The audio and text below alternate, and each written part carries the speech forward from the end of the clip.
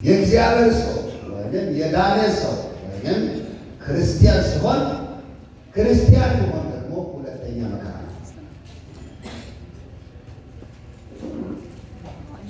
ክርስቲያን መሆን ሁለተኛ መከራ ነው። ክርስቲያን መሆን ላይ ደግሞ ሶስተኛው አገልጋይ መሆን ሶስተኛ መከራ ነው። ስለዚህ እኛ ጋር ሁለቱ አለ። ሰው መሆን አጠቃላይ ነው። የጌታ መሆን ግን ሁለተኛ ነው። ሶስተኛው የጌታ መሆን ደግሞ የሕዝብና የጌታ አገልጋይ መሆን ሶስተኛ ነው።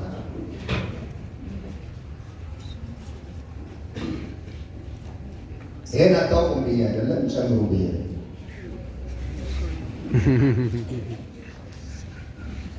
ወደ ዋናው ዛሬ ሀሳብ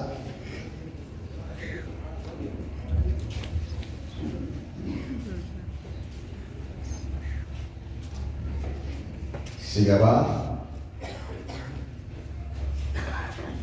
በመንፈሳዊ ሕይወት የስኬት የመከናወን ጎዳና ምን ምስጢር አለው? የስኬት ጎዳናዎች ምስጢር፣ የመከናወን የስኬት ዮሴፍ ከዚህ በላይ ታሪክ አለው። ግን ለዛሬ መጽሐፍ ቅዱስ ተከናወነለት፣ ተቃናለት፣ ሞገስ አገኘ፣ በጌታው ፊት ሞገስን አገኘ። የሚሰራው ስራ ተቃናለት፣ ተከናወነለት ብሎ ስለ መከናወን ያወራል።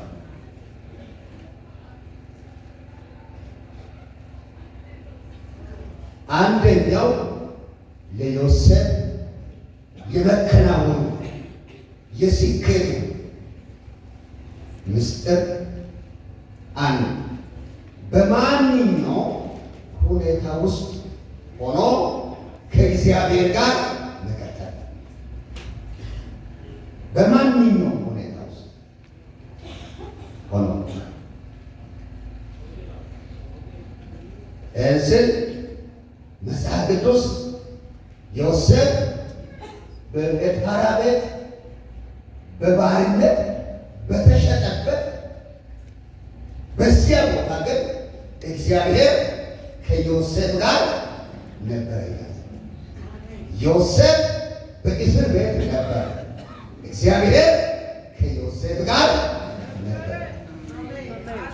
ይገርማችኋል፣ መታሰርን አይከለክልም፣ ግን በታሰረበት አብሮ ነበር። አንዳንዴ መከልከል የለው፣ መታሰርን መከልከል ባይችል በታሰረበት አብሮ ቢሆን ካላል ይውቅና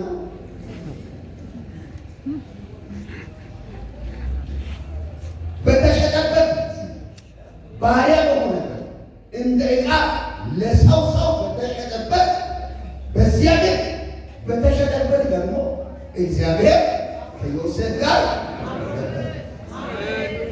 በተሸጠበት በባርነት በተጣለበት በዚያ እግዚአብሔር ደግሞ ከዮሴፍ ጋር ነበር።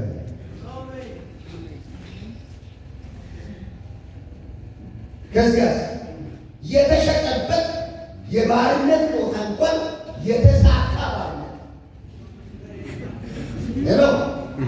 እውቅና ያለበት ባርነት፣ ስኬት ያለበት ባርነት፣ ሞገስ ያለበት ባርነት፣ ተሰምነት ያለበት ባርነት።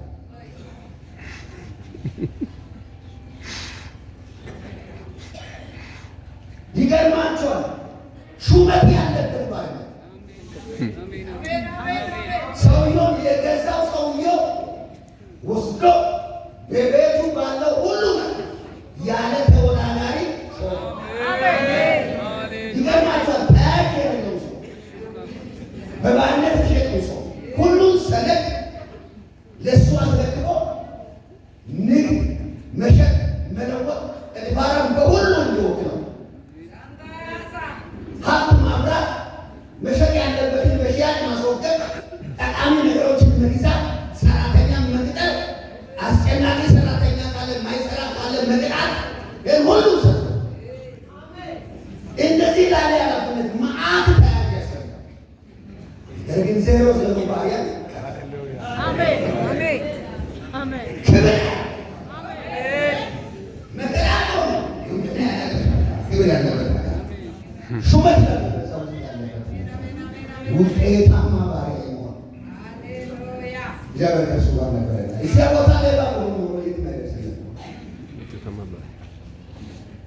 ታማኝነት ያለበት ባሪያ ውስጥ እግዚአብሔር ከእሱ ጋር ተሾመ። ይገርማል። ተሾመ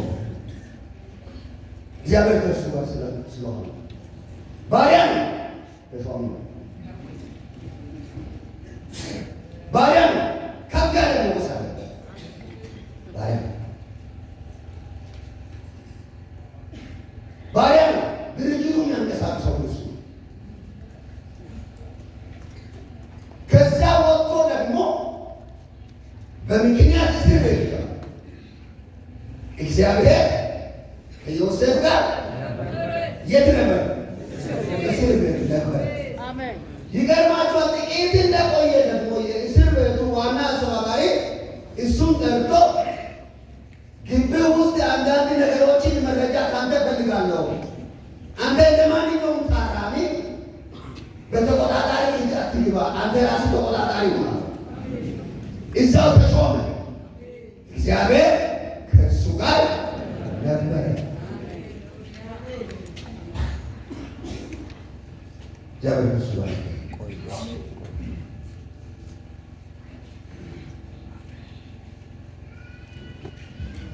በግብፅ ምድር የመንግስት ተሿሚ ሆነ።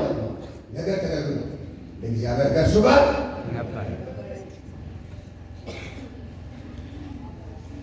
በየትኛው ሁኔታ ውስጥ ከእግዚአብሔር ጋር መሆን ሲገባ በየትኛው አስጨናቂ ሁኔታ ሆነ አስደሳች በዚያው ክቡ ብሎ ከእግዚአብሔር ጋር መቀጠል የስኬት ሁሉ የመከናወን ሁሉ ቁልፍ ነው።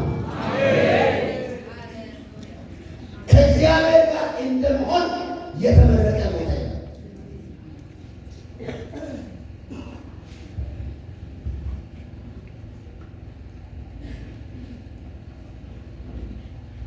ያለበት ሁኔታ ጥሩ አልነበረም። ያለበት ሁኔታ መልካም ነበር። ከእሱ ጋር ያለው እግዚአብሔር ግን መልካም ነው። አሜን። እስር ቤት መልካም አይደለም።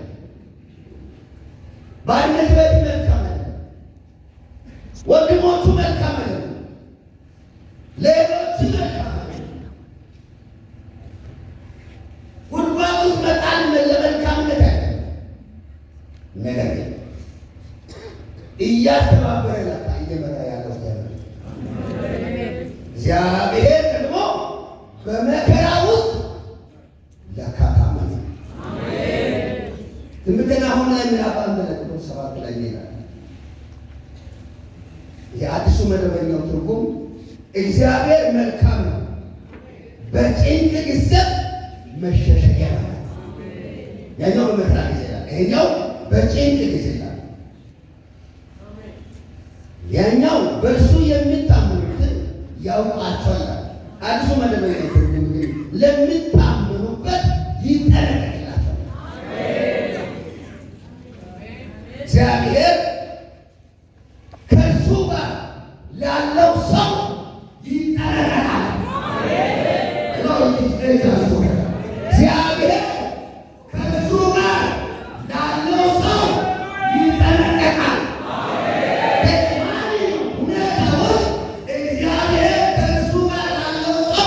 ይጠነቀቃል። ይታመናል። በጭንቅ ጊዜ ይሸሽጋል። የመሸሸጊያ ችግር ባለበት ጊዜ ይሸሽጋል።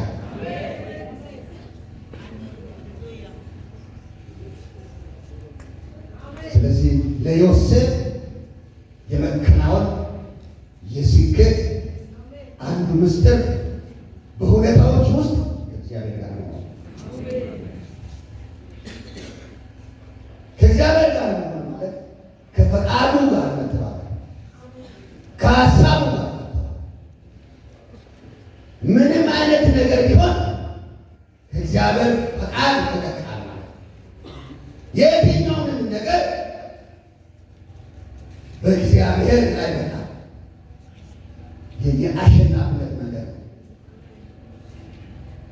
ለማሸነፍ ለማለፍ መከናወንን ለማግኘት በእግዚአብሔር በኩል መምጣት ነው። ሄሎ በማንም በኩል አይደለም፣ በእግዚአብሔር በኩል በፈቃዱ በኩል ስንመጣ ለካ ስኬት ላይ ነው የምንወጣው። በእግዚአብሔር በኩል በፈቃዱ በኩል በአመራር ሰጪነቱ በኩል ስንመጣ አሸናፊዎች ነው የምንሆነው።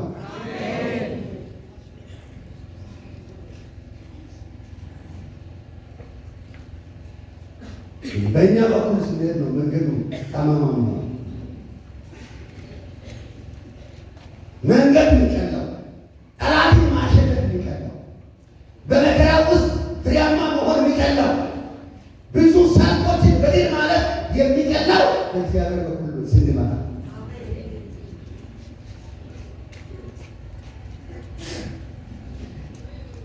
ነገሮች ማያሉ የሚጓተቱ ሁሉ በሰው በኩል ስንመጣ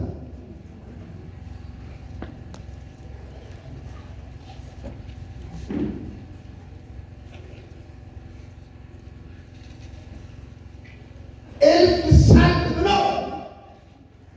ከእግዚአብሔር ጋር ያለ ልጅ አሸንፋለሁ አላሸንፍም ብሎ ምንት ሀሳብ አይጠቀም። ከእግዚአብሔር ጋር ያለ ልጅ አሸናፊ ባለድል ነው።